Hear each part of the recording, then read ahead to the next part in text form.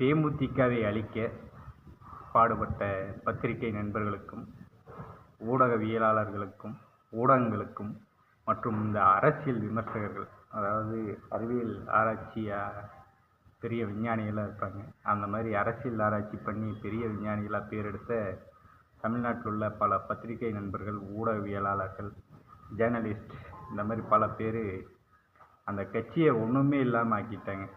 அந்த கட்சி பாவம் என்ன பாவம் பண்ணுச்சுன்னு தெரில.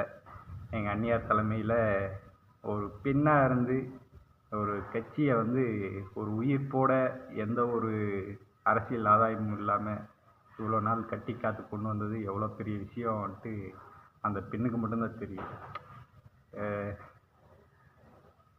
ஏதோ சொன்னாங்க, இந்த அம்மாவுக்கு 10 சீட்டு கொடுத்துட்டாங்க, ஒரு வேளை அங்கே அசம்பிளி வந்துச்சுன்னா இந்த அம்மா தான் ஃபஸ்ட்டால் ஓடி போய் நிற்கும், திமுக கூட இருக்கிற கட்சிகள்லாம் ஒரு கொள்கை சார்ந்த கூட்டணி, காங்கிரஸ் போயிடுமா, விசிகா போயிடுமா, கம்யூனிஸ்ட் போயிடுவாங்களா, இப்படி பல கேள்விகளை முன் வச்சு அந்த அம்மா ஒன்றுமே இல்லாமல் ஆக்கி 10 சீட்டில் இன்றைக்கி ஒரு சீட்டு ஏதோ கடவுள் புண்ணியத்துலேயும் கேப்டன் புண்ணியத்துலேயும் வந்து நிற்கிறாங்க.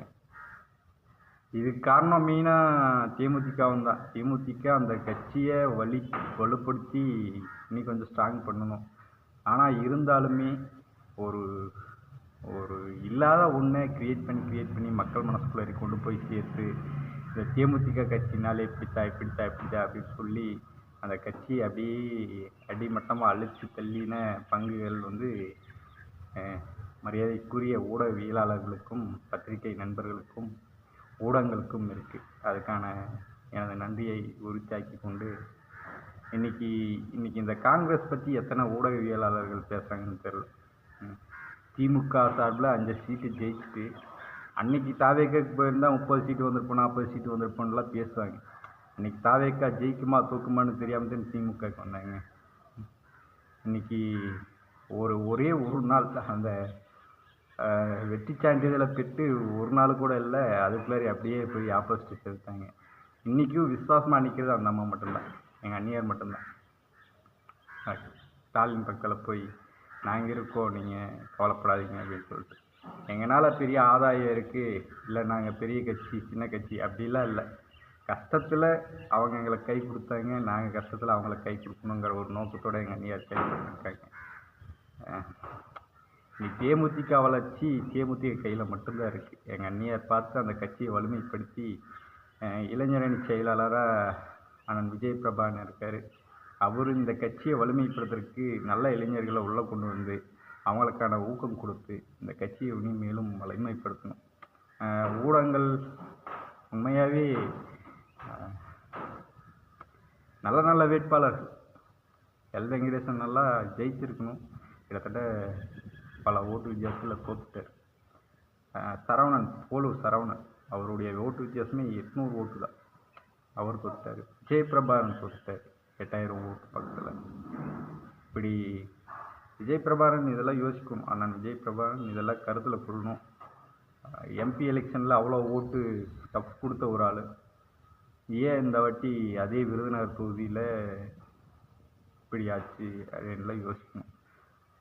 மெயினாக இந்த ஊடகவியலாளர்கள்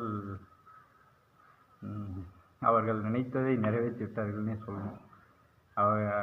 இதையெல்லாம் நம்பி இந்த மக்களும் இப்படி ஒரு விஷயத்தை பண்ணியிருக்காங்க. இந்த சீமானாகட்டும் தளபதி விஜய் ஆகட்டும், நான்லாம் விஜய் ரசிகன் தான். கேப்டன் எனக்கு தெய்வம், கடவுள். எனக்கு 6 வயசுலேருந்து கேப்டன் கடவுள் மாதிரி. அவர் நான் ரசிகன்லாம் சொல்ல முடியாது, அவர் எனக்கு ஒரு கடவுள். ஆனால் விஜய் ரசிகர் தான். ஆனால் அரசியல்னு வரும்போது எனக்கு கேப்டன் பண்ண நல்ல விஷயங்கள் தான் பெருசாக பட்டுச்சு.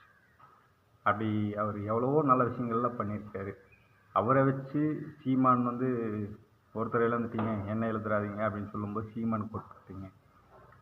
அதே தளபதி நாங்கள் 2 பேரும் அண்ணன் தம்பிங்கும்போது அவர் போட்டுக்கிட்டீங்க. அந்த குடும்பத்திலேருந்து அவரோட ஒய்ஃபு வர்றாங்களே, அவங்களுக்கு ஆதரவு கொடுக்கலாம். பையன் வர்றாங்க, அவங்களுக்கு ஆதரவு கொடுக்கலாம். கேப்டன் நல்லா செஞ்சாருன்னா அதில் பங்கு இவங்களுக்கும் தான் இருக்குது. இவங்களோட விருப்பு வெறுப்புகளுக்கு மீறிய கேப்டன் பண்ணிட்டு போகிறாரு. மக்கள் சிந்திக்கலை. ஊடகவியலாளர்களுக்கு நன்றி. நன்றி, வணக்கம். நான் என்றும் கேப்டன் வள்ளியில் தொண்டன்.